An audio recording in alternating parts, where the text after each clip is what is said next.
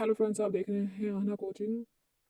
Video को like, channel को subscribe और आई नोटिफिकेशन का बटन दबाना बिल्कुल ना भूलें ताकि हमारी जो भी नई वीडियो आए आप देख पाएं।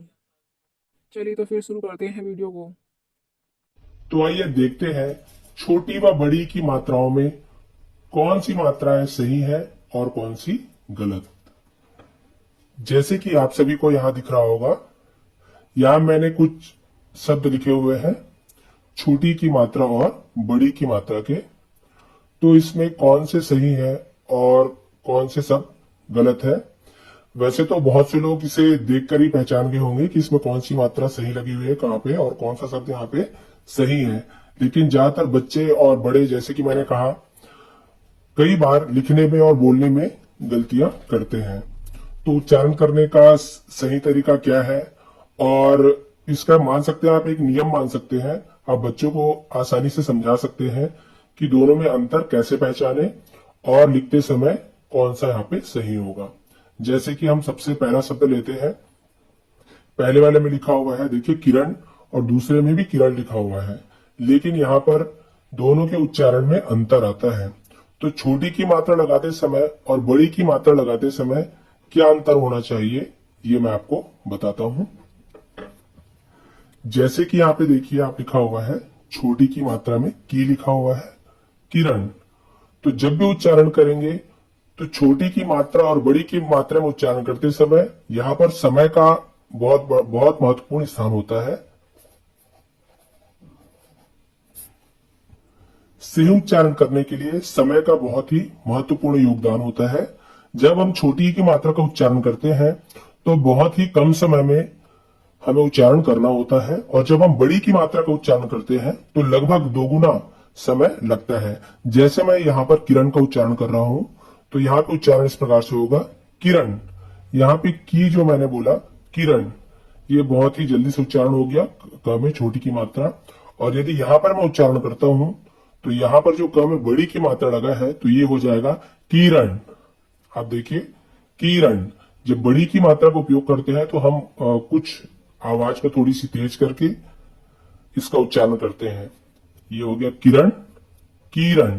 तो आपको सुनने में ही समझ आ रहा होगा कि दोनों में से कौन सा उच्चारण सही है या कौन सी मात्रा सही होगी। आप एक बार सोचिए, बताइए कि दोनों में से सही मात्रा कौन सी है। जी, आपने बहुत ही सही सोचा। ये जो किरण है ये सही है, और ये बड़ी की मात्रा वाला किरण है ये गलत है। इसी प्रकार से हम यहाँ पर अब दूसरा शब्द देखेंगे, विचार, और ये लिखा हुआ है विचार।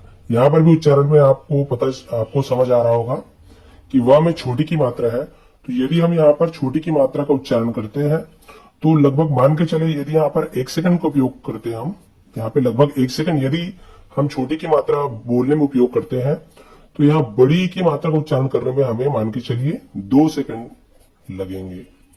लगभग दुगुना, 1 सेकंड और 2 सेकंड ये उदाहरण के रूप में है, इससे कम समय लगता है।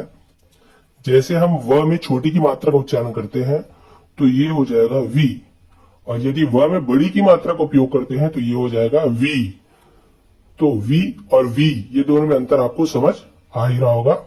तो ये शब्द हम पढ़ते हैं, व में छोटी की मात्रा वी, विचार। व में बड़ी की मात्रा वी, विचार, विचार, विचार। तो एक बार आप फिर अनुमान लगा सकते हैं कि दोनों में सही शब्द कौन सा होगा। जी बिल्कुल सही, ये व में छोटी की मात्रा वाला विचार सही शब्द है।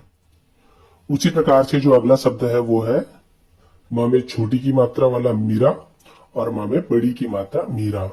तो इसमें भी आपको सुनकर समझ आ रहा होगा कि मीरा और मीरा में कौन सा सही होगा।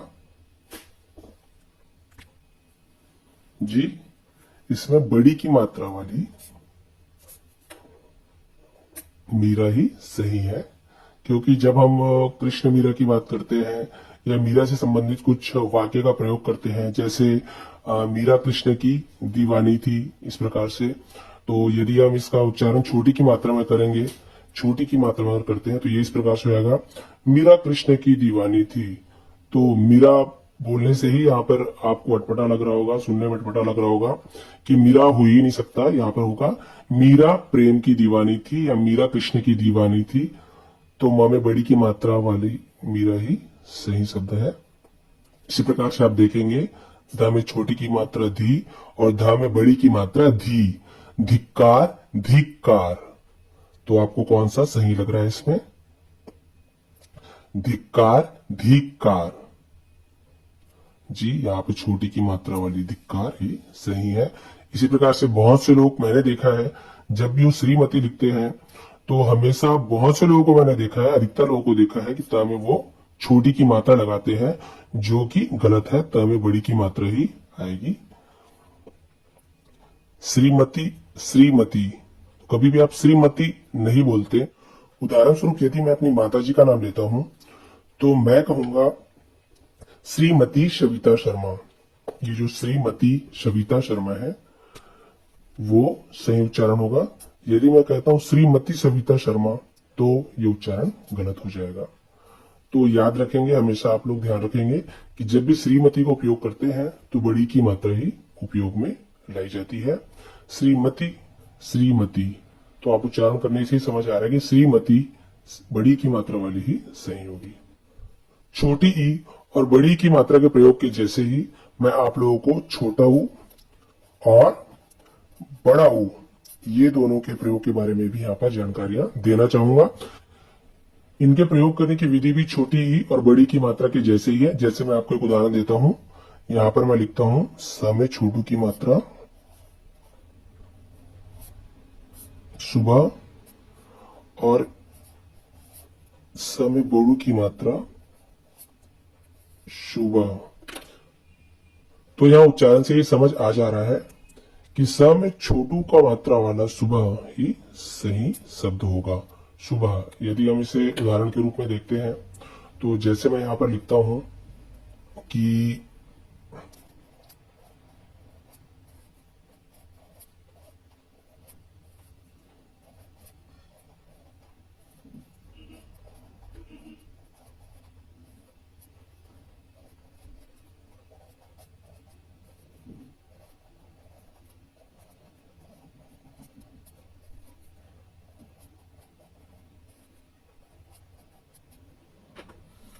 यहां पर आप देख रहे हैं, जैसे मैंने यहां पे लिखा है सुबह सुबह घूमना स्वास्थ्य के लिए लाभदायक होता है। तो इस वाक्य को सुनने में ही सही अनुभव हो रहा है। सुबह सुबह घूमना स्वास्थ्य के लिए लाभदायक होता है। और यदि यहाँ पर मैं छोटू की मात्रा की जगह बड़ू की मात्रा लगाता हूं तो ये वाक्य ही पूरा का पूरा बदल जाएगा। वाक्य वही रहेगा परंतु उच्चारण इसका बदल जाएगा, जो कि सुनने में बहुत ही असहज लगता है, अजीब लगता है। जैसे मैं यहाँ पर अगर छोटू की मात्रा की जगह बड़ू की मात्रा का उपयोग करता हूं, बड़ा ऊ लगाता हूं, सुबह सुबह। तो आप इस वाक्य को एक बार सुनेंगे, सुबह सुबह घूमना स्वास्थ्य के लिए लाभदायक होता है। और जो पहले उच्चारण किया था मैंने, सुबह सुबह घूमना स्वास्थ्य के लिए लाभदायक होता है। छोटा ऊ का मात्रा वाला सुबह ही सही उच्चारण होगा और लिखने में भी यही सही रहेगा। देखते ही समझ आ जा रहा है कि समय बड़ू की मात्रा वाला जो सुबह है वो अटपटा दिख रहा है, क्योंकि हम लोग को अनुभव है, हम लोगों ने हमेशा बचपन से पुस्तक में देखते हुए आए हैं, लिखते हुए आए हैं। बहुत से अगर हमने ये सब चीज को देखा हुआ है, इसलिए हम तो देखकर ही बता देंगे कि कौन सा सुबह सही है, कौन सा गलत है। लेकिन जो बच्चे हैं उन्हें तो अभी कुछ पता नहीं है। उन्हें आप इस प्रकार से जानकारी देकर मात्राओं के बारे में आप समझा सकते हैं कि कौन सा मात्रा यहाँ पर उपयोग में आएगा, कौन सा मात्रा सही है और कौन सा गलत है। इसी प्रकार से मैं एक उदाहरण आपको देना चाहूंगा जिसके बारे में बहुत से लोगों को नहीं पता है। ये मैं अलग से आपको देना चाहूंगा उदाहरण इसका, जो कि है बहुत से लोग लिखते हैं और उन्हें अंतर नहीं पता होता है। जैसे रूप और रूप। र में जो ऊ की मात्रा लगती है, जो लगता है, र में जो ऊ का मात्रा लगाया जाता है उसे बहुत से लोगों को पता ही नहीं है। वो बहुत से लोग यही गलती करते हैं, वो र लिख देते हैं, उसके बाद उन्हें अभी तक यही नहीं पता है कि मात्रा, छोटू की मात्रा और बड़ू की मात्रा रू र में लगाते कैसे हैं। कई लोग ऐसे रू लिख देते हैं, कई लोग ऐसे कर देते हैं, लेकिन बहुत से लोगों को नहीं पता है कि इसमें भी मात्रा छोटू और बड़ू का उपयोग में लाते हैं। जैसे हम यदि लिखते हैं यहाँ पर रुकमणी, और यहाँ पे लिखते हैं रूपमणी, तो यहाँ भी उच्चारण का फर्क पड़ता है। ये र में छोटू की मात्रा रुकमणी और र में बड़ू की मात्रा रूपमणी। तो सुनने में समझ आ रहा है कि र में छोटू की मात्रा रुकमणी ही सही उच्चारण होगा और सही लिखा हुआ है। तो इस प्रकार से और दो चार शब्द मैं आपको बताता हूं, जैसे कि एक तो मैं आपको बता रहा हूं रूस, और एक है रूस, एक देश का नाम है।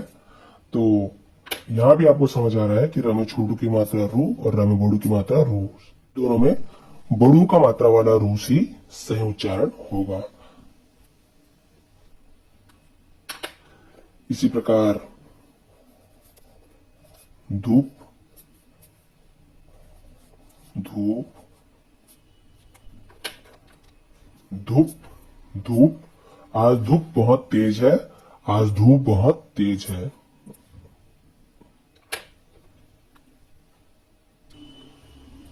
और एक उदाहरण,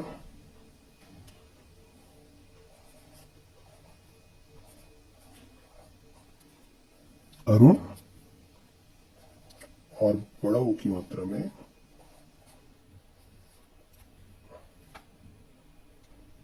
ये आपको बताना है कि यहाँ पर अरुण और अरुण, ये दोनों को उच्चारण करके आप देखिए और दोनों में कौन सा शब्द सही होगा। अरुण, अरूढ़, अरुण, अरूढ़, जी बिल्कुल सही। र में छोटू का मात्रा वाला अरुण ही सही है। आज के लिए बस इतना ही। इस प्रकार मैंने आप लोगों को आज मात्राओं के बारे में जो छोटी जानकारियां लेकिन बहुत ही महत्वपूर्ण जानकारी प्रदान की है, जिसका ध्यान रखने से बच्चे और यहाँ तक कि बड़े भी मात्राओं के उच्चारण व मात्राओं के उपयोग के बारे में जानकारियां प्राप्त कर सकते हैं और भविष्य में उनसे त्रुटियां होने की संभावना कम रहेंगी। अगर वीडियो अच्छी लगी हो तो वीडियो को लाइक, चैनल को सब्सक्राइब और बेल आइकन को प्रेस करना बिल्कुल ना भूलें, ताकि हमारी जो भी न्यू अपलोड आएगी आप तक पहुंच जाए। तो फिर मिलते हैं एक नई वीडियो के साथ।